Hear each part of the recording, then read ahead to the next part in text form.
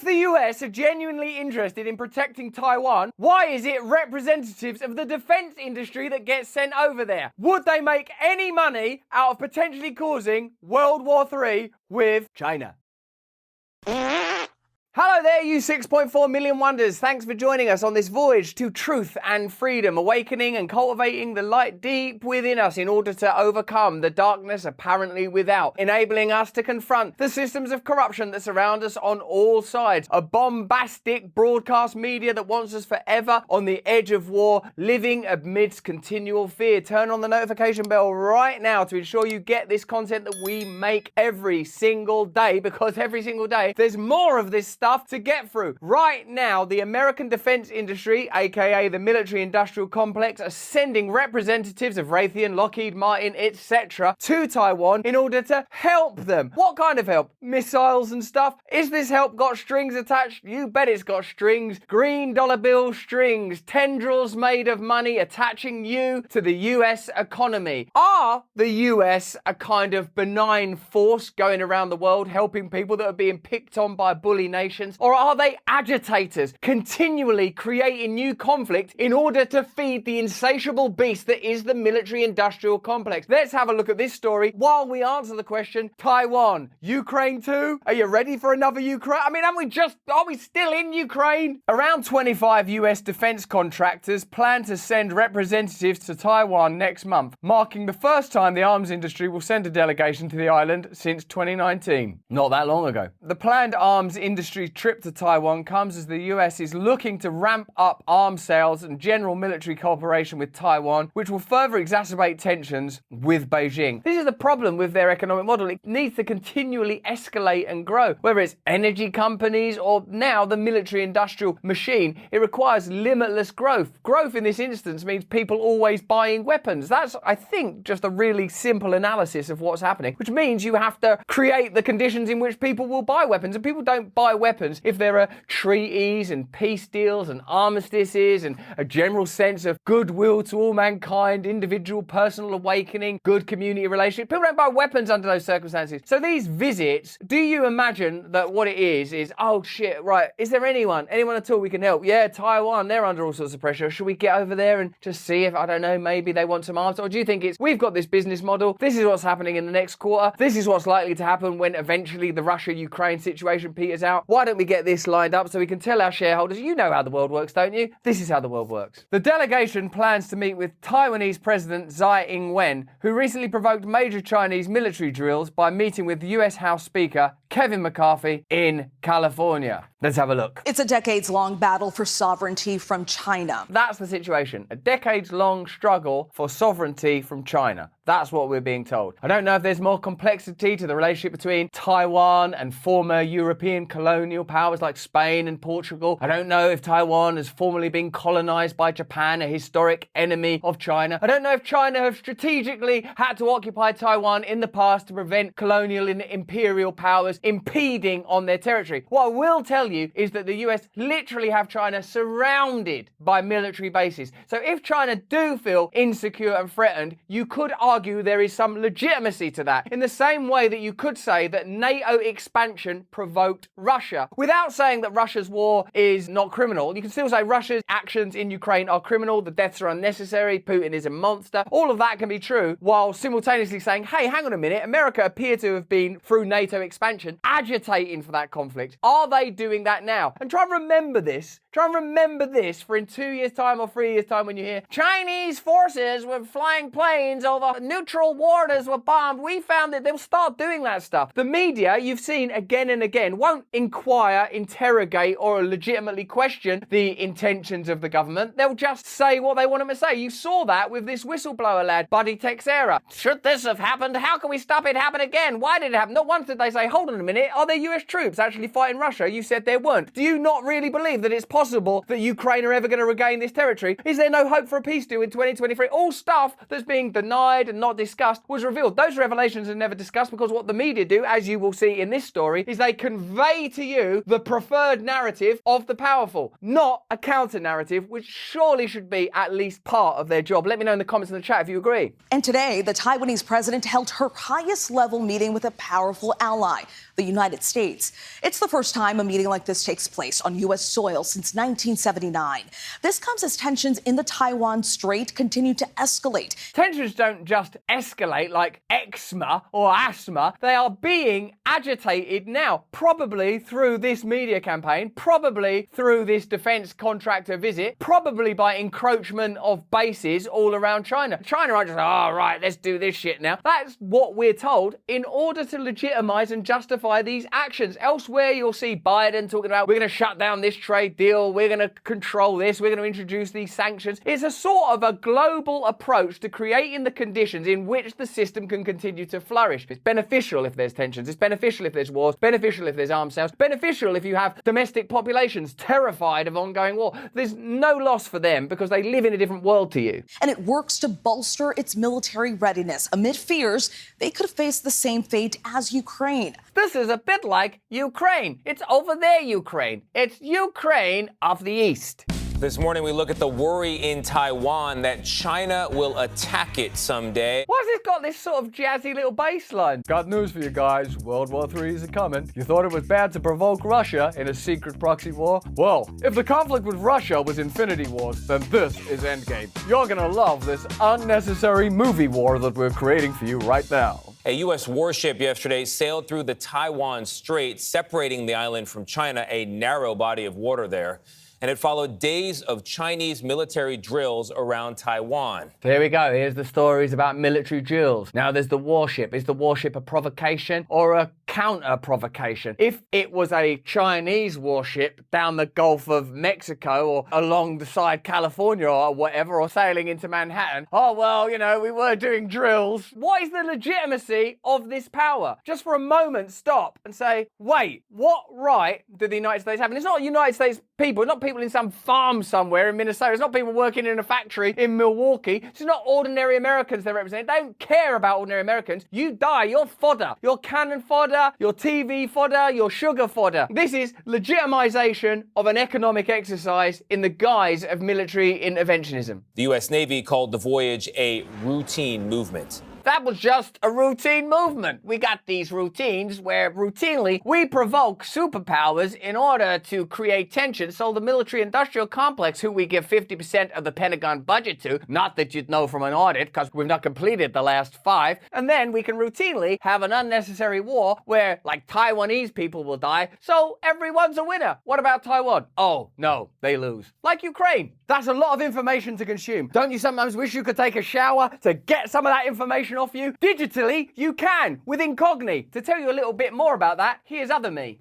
Oh, that's enough now, C3PO. You know these random calls you get with a robotic voice on the end of the phone? They're becoming more and more common, aren't they? That's because unscrupulous data brokers can find your leaked or hacked personal information, then sell it onto these robocaller companies. It could be something as simple as your full name, but it also might include more sensitive information like your date of birth, your phone number, IP information. Incogni are here to help you by deleting your personal information. Incogni reaches out to data brokers and manages the data removal process on your behalf. And it's all automated, so you can sit back and just reap the rewards. You only need to do 3 things. 1, create an account with Incogni using my link in the description below and tell them whose personal data you'd like to remove. 2, grant them the right to remove your data from the broker's databases. 3, just relax and wait for the results as you get notifications from the brokers and email lists you've been removed from. It's amazing. You just see it all come flooding in. The first 100 people that go to my link, incogni.com/brand, that's incogni.com/brand, will receive, I can't even believe I'm saying this, 60% off with Incogni. Okay, let's go back to the fantastic content now with that other version of me who's so bloody well informed. Taiwan's steep coast and mountainous terrain make it something of a natural fortress. But not a good fortress, so you're gonna need some missiles. But China's People's Liberation Army could well mount an attack anyway, so Taiwan is beefing up its military and training with new U.S. weapons.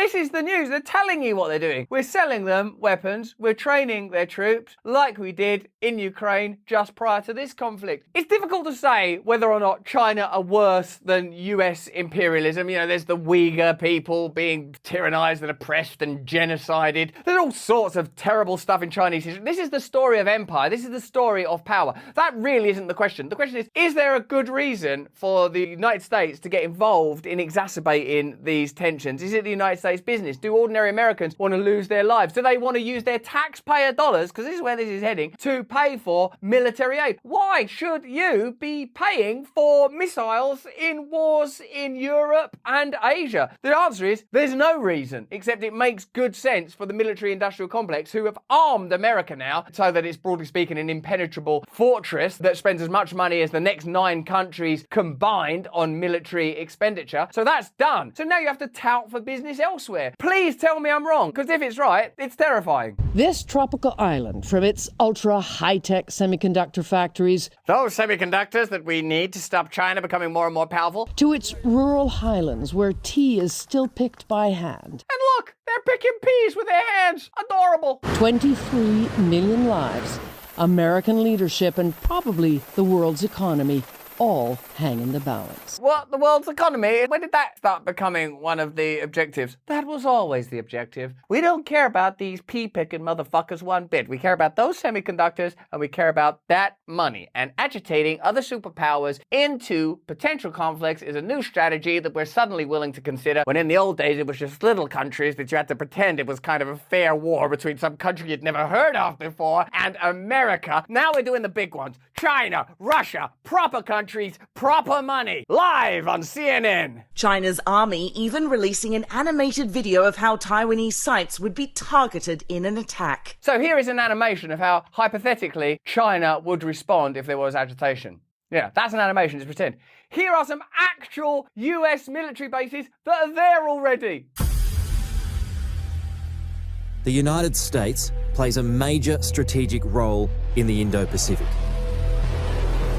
With 375,000 personnel, there's a vast network of operations. 375,000 people, that's basically colonization. That's so many people. That's a decent-sized town worth of military personnel thousands of miles away from the country that they're from in order to do what exactly? You'd really have to believe in the righteousness of the American project. But who among us does anymore? America is tearing itself apart politically. Half of the country hates the other half of the country. Get on with dealing with that shit. You too could live in hatred where every single election is hotly contested and denied by the loser. Go home, deal with that shit, and then once you've got that sorted, maybe start fucking with China and telling them what to do. Because as far as I can see, you ain't got nothing to sell. Except missiles. That extend from Hawaii all the way to India.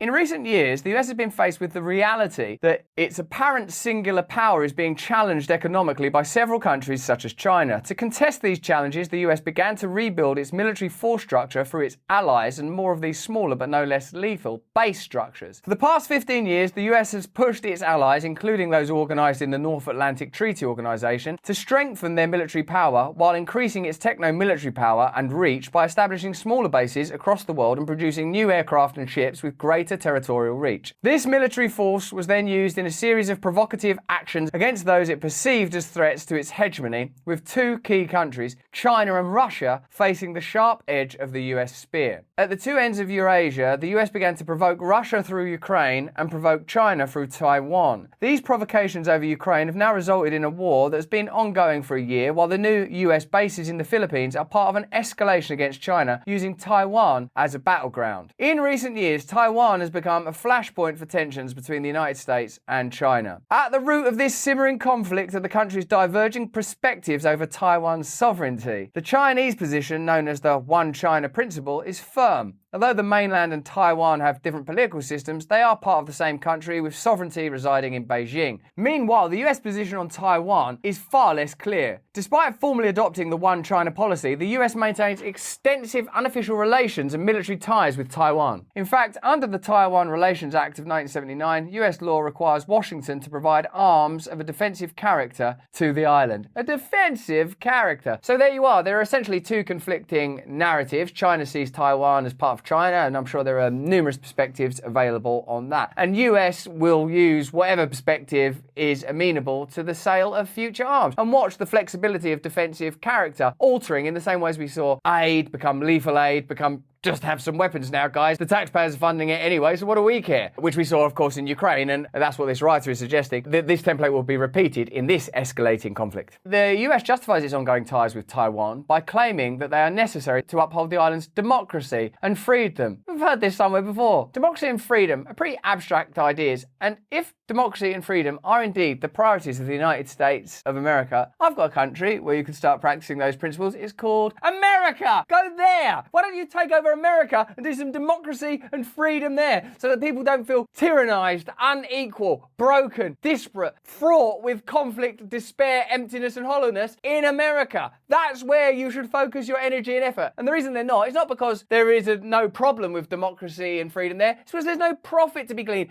Those poor bastards have already been sucked dry. We're already at the phase where we're selling them fentanyl in order to rinse the last few cents of profit out of the population. They're no use to them anymore. Now we're installing robots and officially treating them as an occupied population. So the profits are to be had in conflicts between Ukraine and Russia, and coming soon, Taiwan and China. The US maintains close military ties with Taiwan through arms sales, military training advisors and personnel on the island. Where's all that heading? As well as repeatedly sailing warships through the narrow Taiwan Strait that separates the island from the mainland. In 2022, Washington pledged $10 billion in military aid to Taiwan. Your money. Do you remember voting for that? Do you remember that day when you said, yeah, God, take $10 billion and give that to military aid for Taiwan? Nothing to worry about here. Everything fine in America. Use some of that surplus surfeit money that we don't need for our own homeless crisis, overcrowded prisons, desperate communities, broken small businesses, destroyed moral fabric. We don't need. Get that to Taiwan. I've been thinking about it. Taiwan. That's the problem. Meanwhile, US congressional delegations regularly travel to Taipei, legitimizing notions of separatism, such as a controversial visit by former US Speaker of the House of Representatives, Nancy Pelosi, in August 2022. Would the US or any other Western country accept a situation where China provided military aid, stationed troops, and offered diplomatic support to separatist forces in part of its internationally recognized territory? The answer is of course not. Of course not. In November at the G20 summit in Indonesia, Chinese President Xi Jinping and US President Joe Biden held their first in-person meeting since Biden was elected president. At the meeting, Xi strongly reiterated China's stance on Taiwan, telling Biden that Taiwan is the first red line that must not be crossed. Let me make a note of that. So do not cross